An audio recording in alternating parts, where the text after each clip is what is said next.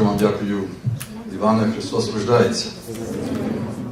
Дорогі владико, сучасні отці, ректори, проректори, декани, вчителі, батьки, гості, ну і, здається, тут і випускників треба згадати. Я тут буду виступати під суворим наказом своїх двох радників, моїх дітей, висловити свої думки англійською мовою.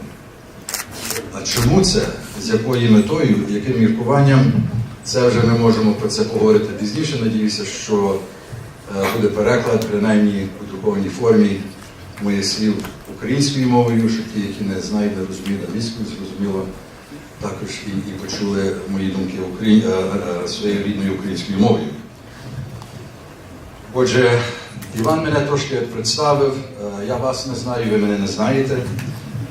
Так, мої батьки, мій батько, власне, з Полтавської області, от бачите, прямою українською, я казав, буду говорити англійською. Переходимо на англійську.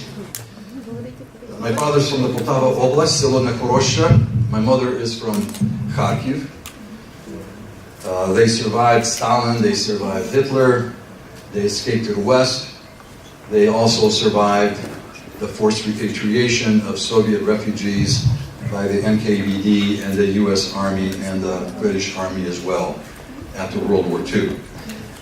They escaped to the West not to make money, not to have a better life, but to live. Something to live. In the United States and others who went to Canada and elsewhere in Europe, as you probably know, the Ukrainian diaspora established churches, Catholic, Orthodox, Baptist, Ukrainian schools, primarily on Saturday for half a day.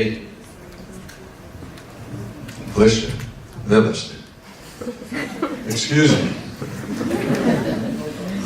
Musical groups, of which I was a member for a while. I graduated from Harvard College, received my bachelor's degree in international affairs, did my senior thesis on Soviet repression of Ukrainian dissident movement in the 1960s and the 1970s. That tells you how old I am. I went on to Duke Law School. That was a school that President Nixon graduated from. I worked for a short period of time in the legal advisor's office of the Department of State. I then worked with the U.S. Attorney's Office for a while. Went into private practice on Wall Street, dealing with financial issues, financings, purchases of businesses, international transactions.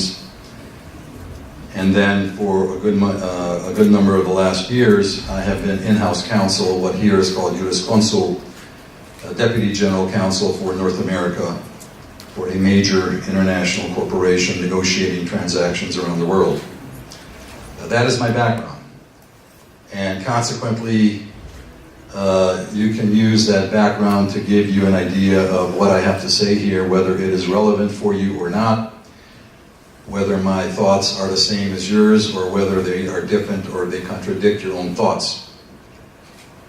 And I have to say, I am amazed that Otec Igor was able to predict exactly what my own thoughts are and what my speech will be, even though I did not tell him what it was.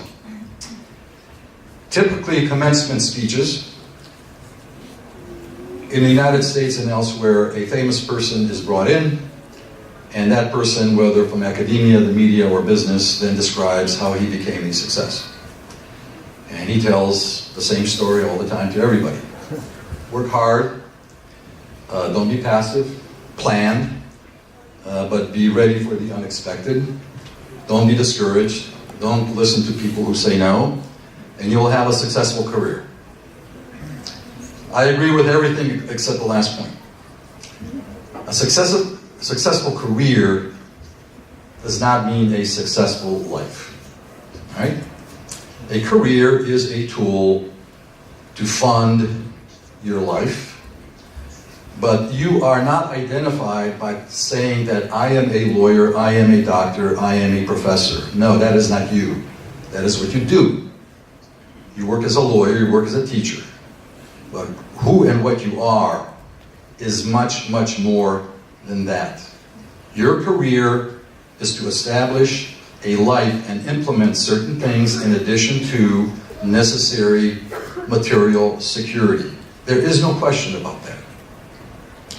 So the question for everybody that I pose is the question that everybody asks throughout the history of mankind. Who are we? Why are we here? Why were we born? What are we doing here? And where are we going with everything? Is the purpose of us simply to live, work, and then you die? Well, in my estimation, life is very, very simple. It's difficult. It is enormously difficult. I see how difficult it is here in Ukraine. But nevertheless, life is simple. You are born, and then you die. You are here, and then you are gone. And the only thing that you take with you when you die is what you leave behind. When you are gone and you take something, you leave something behind. And it is not necessary that people remember what you have done.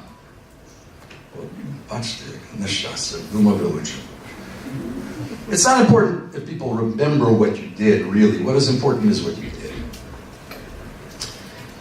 And we have to understand, first of all, I think, the difference between price and value, and the difference between making a decision, which you make with your brain, and making a choice, which you make with your heart. And the essence that I suggest is the essence of the entire universe.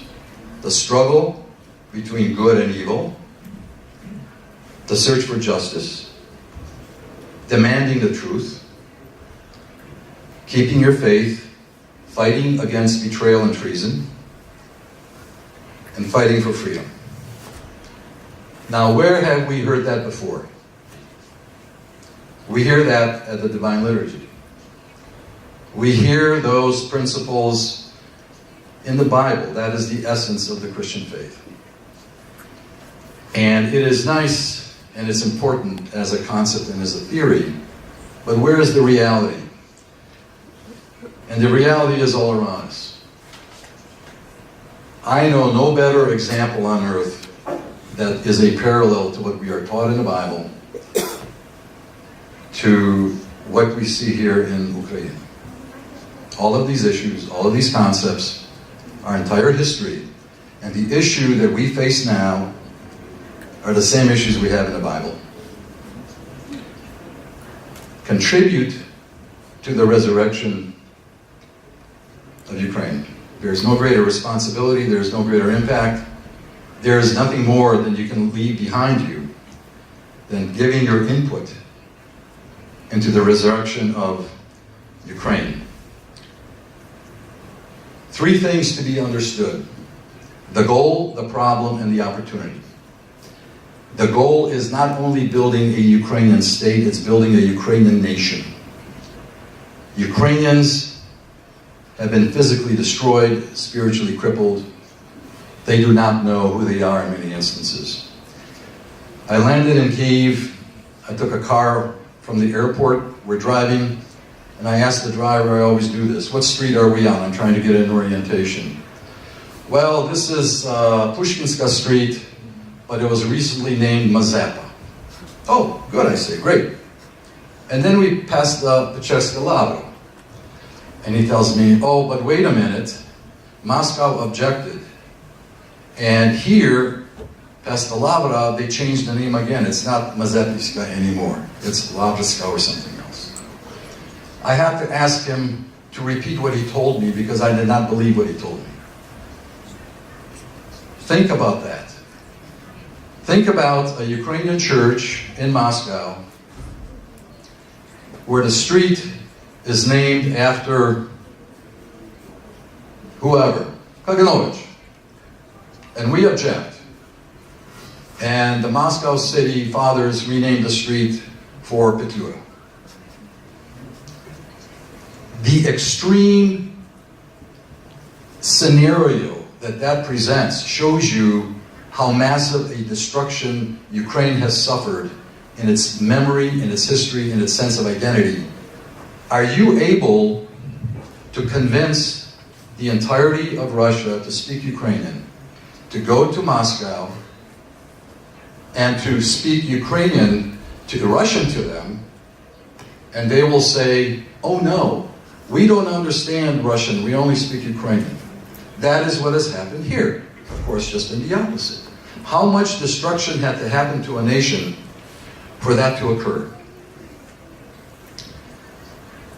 Митрополит Шептицький: пошли українському народові святих, великих своїх слуг, щоб прикладом і словом були його мудрими провідниками в всіх царинах народного громадського, суспільного громадського життя.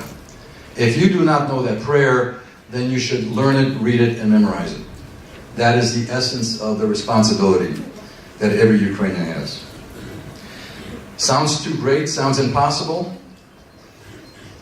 Well, let's first understand part of the problem of how we got to the point that we are here in Ukrainian history.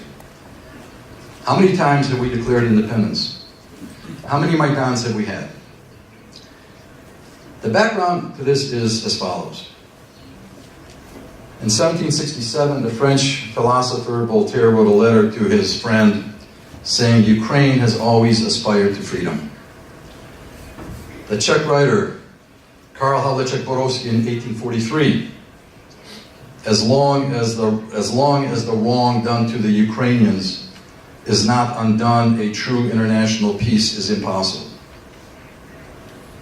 Lancelot Lawton, a British journalist in 1935, in the House of Commons, said, no nation has struggled so valiantly to assert its independence as Ukraine. Why so long? For centuries. I understand aggression from all sides, from all nations, north, south, east, and west. I understand that. But there is something else, and that something else is leadership. It is the Ukrainian intellectual political elite.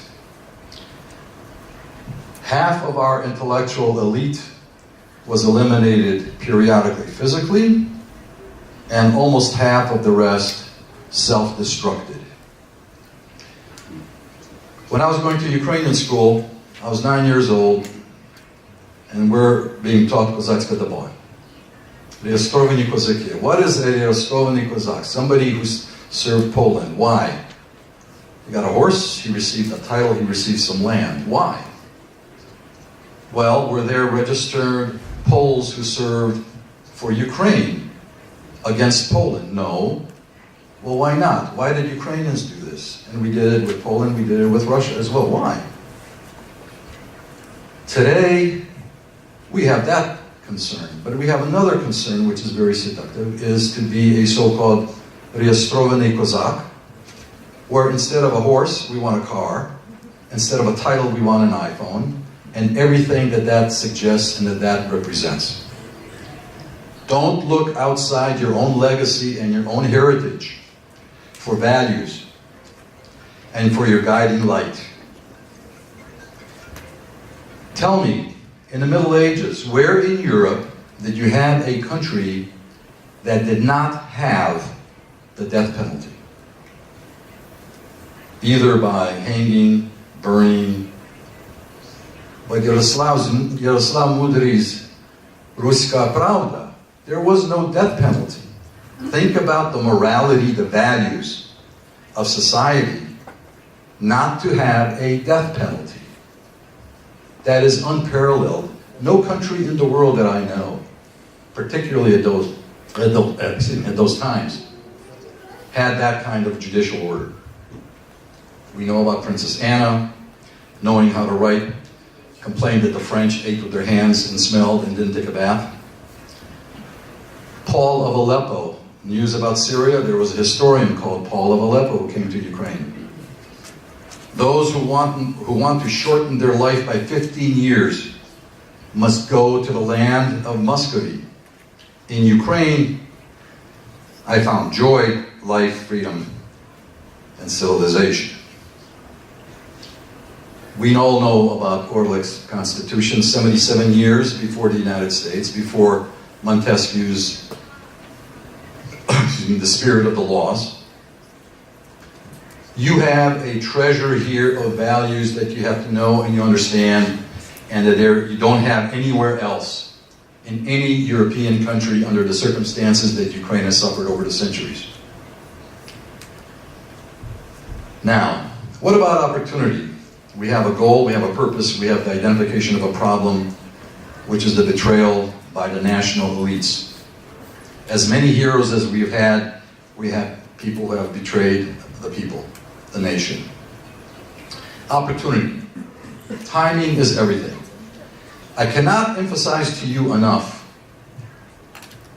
how difficult it has been in the West for the diaspora, particularly in the United States, to tell people, get them to understand that there is a country like Ukraine and its significance. That has been the goal of the Ukrainian diaspora, particularly in the United States and Canada. It's a little bit easier. The Chernobyl disaster, April 26th of 1986. Time magazine, a major, well-known, respected publication in the United States, has a photograph of the Chernobyl reactor on the cover. The title underneath is Chernobyl, Russia. It's not even Chernobyl, USSR. It's Chernobyl, Russia. In 1997, there was an exhibit at the Metropolitan Museum of Art in New York, organized, ironically, by a Ukrainian woman who's a specialist, and a wonderful exhibit. The Wall Street Journal writes an editorial about the glory of Byzantium and how Christianity came to Russia. Christianity came to Russia. 1,000-year history of Christianity in Russia with Prince Vladimir. That is an example, a small drop in the bucket of the issues that we have always had. I asked that there be distributed to you, I don't know if you read it, a letter I wrote to Condoleezza Rice on December 15th, 2004. She was the National Security Advisor to President Bush. She was nominated to be the Secretary of State. I told her about the threat of Putin. I told him about his control of Ukraine, that he would destroy the international order, that he would be a threat to the United States, and that the United States better understand very, very quickly the difference between Russia and Ukraine. I did not know it at the time. Condoleezza Rice was with Putin in his dacha in Moscow. He walks into the room with Yanukovych, introduces Yanukovych to Condoleezza Rice, points with his finger to Yanukovych and says, "You see this man? Ukraine will be mine." How do I know this? Because it took 9.5 years in March of 2014 until Condoleezza Rice and the rest of the United States and the rest of the world woke up. She wrote an article in the Washington Post called, "Will America Heed the Wake-Up Call of Ukraine?" It took 9.5 years.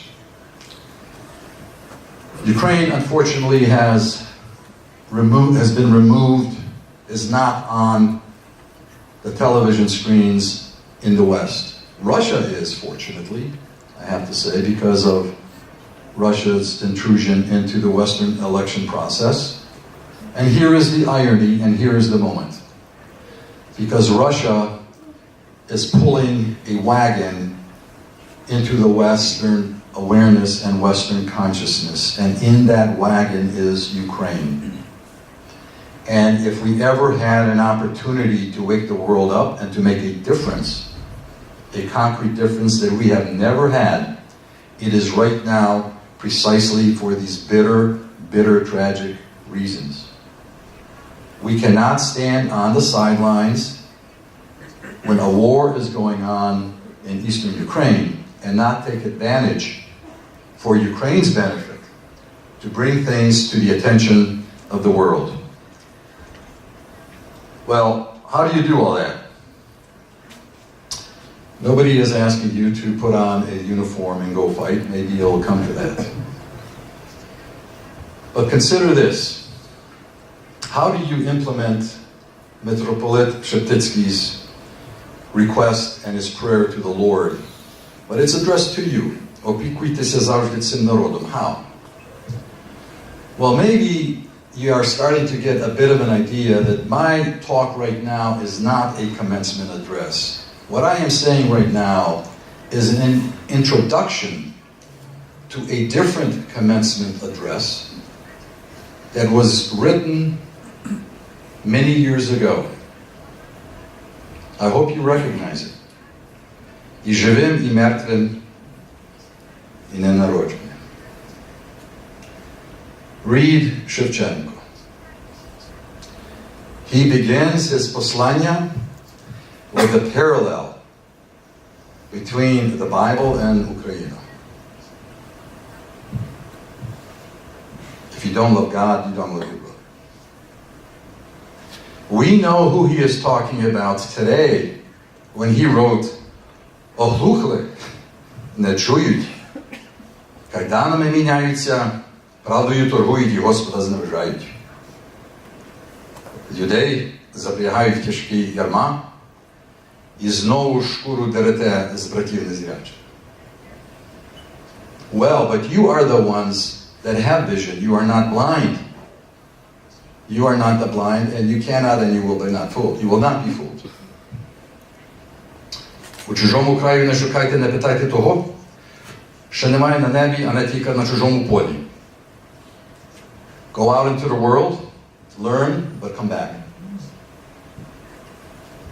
Get a benefit, learn, but come back if you do leave physically Ukraine.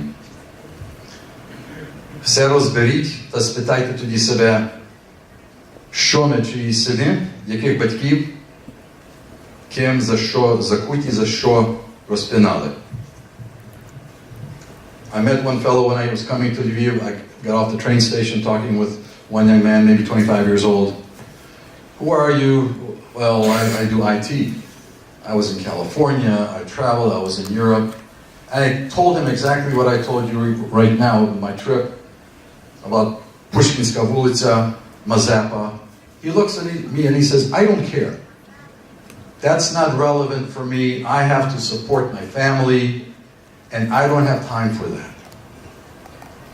Last night, I had a driver. On another matter, a car was provided for me, and I was talking with a young man, same age, 24 years old. He went to law school in Chicago, where my two children live. He went to law school for Chicago. All of his friends told him he was crazy to come back. He came back. Є виклик, і є вибір.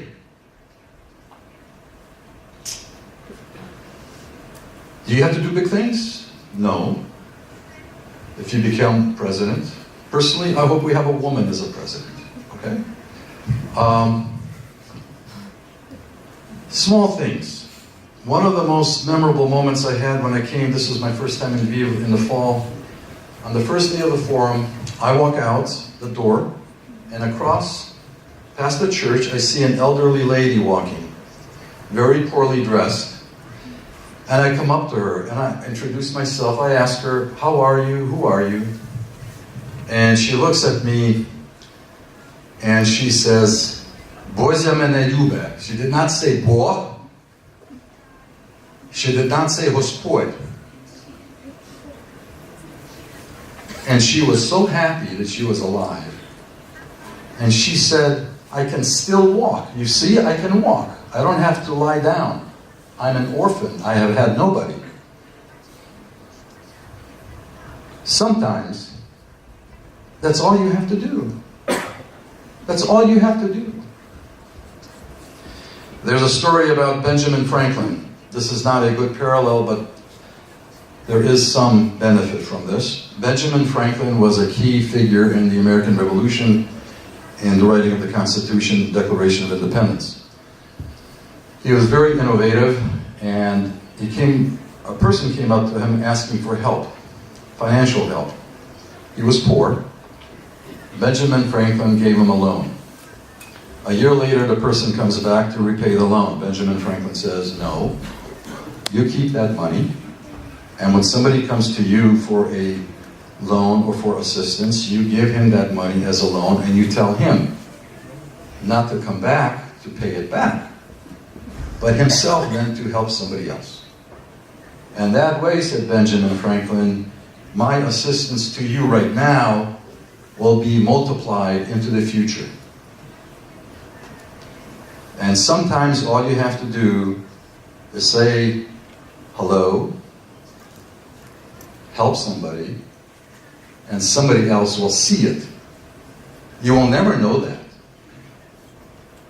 but they will copy what you did. I was finishing a major negotiation between the Japanese, the Germans, the Americans for the construction of a major factory in Australia. There also were some Australians there, obviously. At dinner, I asked the head of the Japanese negotiation team, how did you rebuild Japan? What kind of laws did you pass? And he tells me, oh, it's very simple. We don't have to pass any laws. Well, what did you tell the people? You don't have to tell the people anything. Well, then how did you do this economic miracle? And the people knew. Nobody talked to each other. Everybody had the same idea in their mind, and everybody was pulling in the same direction. We saw that on the Maidan a few years ago. People did not have to have written instructions on what to do. They knew what to do. Now, no, we do not have the national uniformity and sense of identity that the Japanese have. But I firmly believe that if all of us individually do what we have to do, that eventually more and more of us will copy that behavior. The most important thing, though, is perhaps this. Winston Churchill said once famously, never give up, never surrender, never, ever surrender. And leave behind what you will take with you when you die. Leave behind a trace of your existence here. And become the elites, not the elite that ignored the people and that Shevchenko condemned in his Poslania, but be the elite that perhaps some future Shevchenko will write about as the elite that stood with the people. Не торгуйте правдою. Don't bargain, don't trade, and don't sell the truth. And don't sell yourself. Будьте сторожами, захисниками України, віри, ділом, словом своїм, а найважніше – своїм щоденним прикладом. Оце я вам дуже-дуже дякую. Щасливо.